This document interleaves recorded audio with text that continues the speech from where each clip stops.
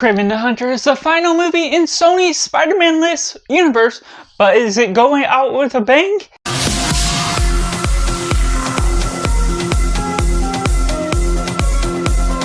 Welcome to Cinema, where we focus on the film. I'm Josh, this is Simply Cinema. Let me know down in the comments below. Have you seen Kraven the Hunter? Do you like it? Do you not like it? Or is it somewhere right in the middle? Let me know all your thoughts and be respectful of other opinions down in the comments below. We can all like our own things, connect in different ways to what we're talking about with cinema as a whole. Make sure to like this video if you enjoy it. Subscribe if you haven't already to join in the film culture community where we talk about the love of cinema as a whole. And getting right into the synopsis. And to look at this villain origin story, Kraven the Hunter goes off on his own to create his own life away from his father, away from his brother, and how that all comes about makes him a hunter of people that are just not doing the right things. And taking it right into positive, to which I have to stretch my imagination in order to get things positive about this film. It does the basic things that it may need to do for a villain origin story, and there were so many different parts that I was laughing at, even if they were for the wrong reason of me laughing at this movie.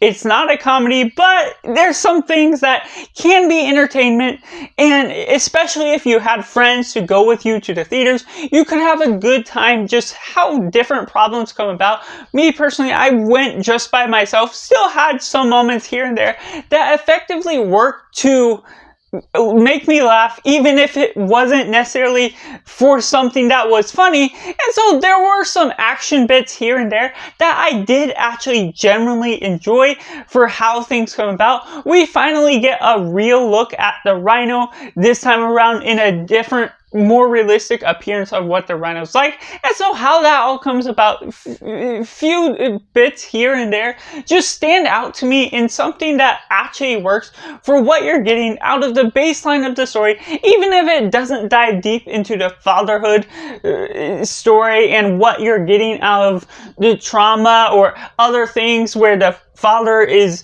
disowning his children and everything that goes about as he's picking a favorite child over Kraven. That ultimately leads to different circumstances that can work a little bit in some means, builds up just about the right amount of story that gets me hooked a little bit, even if it's not always for the right reasons, which takes me into the mixed elements, to which this could be a very hit or miss for some people.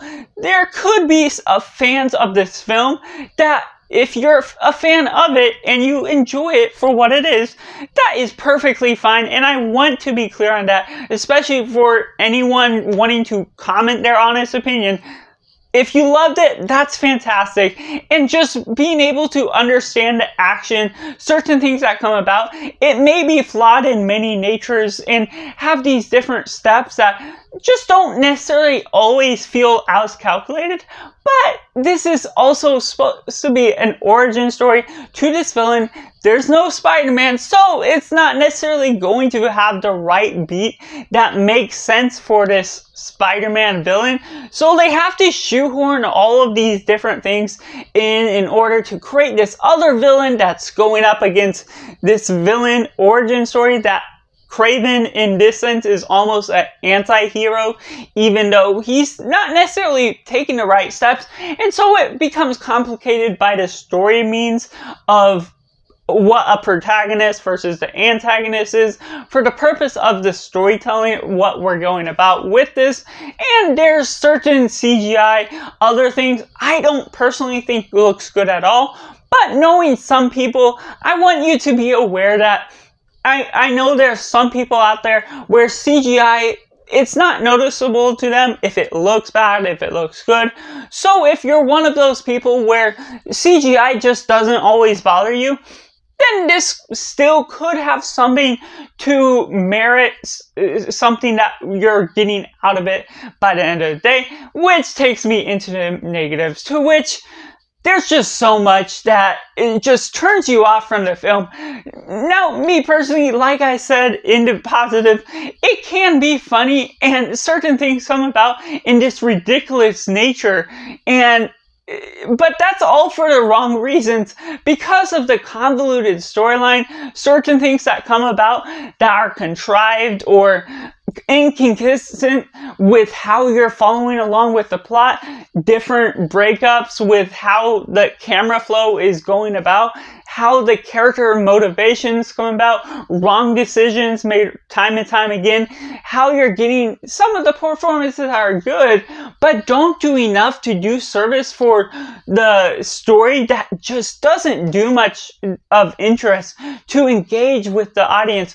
And something that just doesn't necessarily drive the story forward is the fact that the main villain to the story, or the antagonist to Kraven the Hunter, is the Rhino, which doesn't fully reveal himself into the final battle, which is not too lengthy of its own means. And I get there's somewhat of a build-up to certain villain reveals, but the way it's all revealed about, since we technically got the reveal in the trailer itself, I don't feel like it really needed to build itself up that slowly to where it sort of teases himself, but then never fully converges into the Rhino until he needs to at the very end. So that's just a tease that just does not do good nature to what makes sense for the story, which there's a lot of those types of things.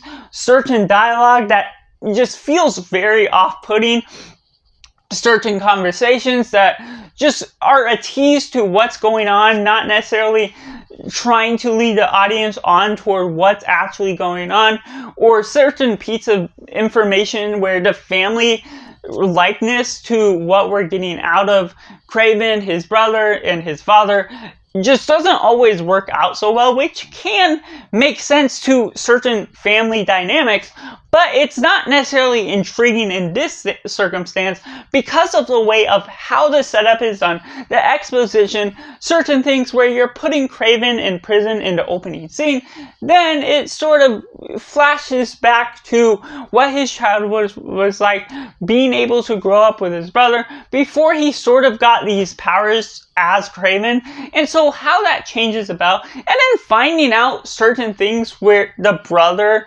has these certain things that I won't spoil purpose of this review, but he finds certain things out about Kraven that goes about in different natures that doesn't necessarily always make sense for how their connection is together, and how the father is sort of not necessarily in attachment with his son, with Kraven. And so just the separation between that, certain things just come around the way. They're ridiculous in that purest extent, but it's not a good ridiculous, it's not a comedy, it's just bad writing by the way things come about.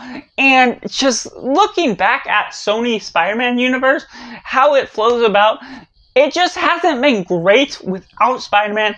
And even from the same studios, when you're disregarding what their involvement was with the MCU, since they also have other heads of the Marvel Studios attached to it, Sony Pictures on their own have done a great job with Spider-Man Across the Spider-Verse and what the movie was before that. And somehow we gotten down to this, and even Morbius or Madam Web, that just don't feel like they have the right writers or have the right attachments to the studio heads that makes this fit right to the flow of the story, that makes sense to the natural longevity of what you may be wanting out of the story as a whole. And so that's just very disappointing that we end off on this sour note to the Sony Spider-Man universe that is without Spider-Man, that yes, it almost makes sense that it never worked, but it's not necessarily anything that you don't want to work. There's certain things where anti-hero moments can work within these stories, even if it doesn't necessarily always make sense in trying to look at the light side of this villain. There's always going to be a villain to a villain, but looking at this and using Rhino as the villain to it, there's not necessarily any build-up, any exposition that really explains itself in full to the nature of what makes sense, why these are butting heads with each other, how it flows on throughout. And so it's just a very loose-stringed sort of story that's not well knotted together, that just goes on ultimately many different random directions. That, yes, it has a through point, it has a purpose on what it's trying to do with its story, but does not communicate what the intrigue of the story is, what can constantly engage the audience with the story, on top of the fact that there's just not necessarily a great, well-written script that goes along with it, whether it's some of the dialogue itself or decisions made that don't make sense from all the different characters throughout. So that's just my personal review for Kraven the Hunter, which I have to rate as simply 1.5 out of 10. Let me know down in the comments below what you thought of Kraven the Hunter. Is it good? Is it bad? Or somewhere right in the middle? Let me know all your thoughts, and I am open to anyone saying if they actually did like it, if they got something positive out of it, because we're accepting of all opinions here on this channel. So if you enjoyed this review, let me know if you're going to see it or not. If you haven't already, make sure to like this video if you enjoyed it. Subscribe if you haven't already to join the film culture community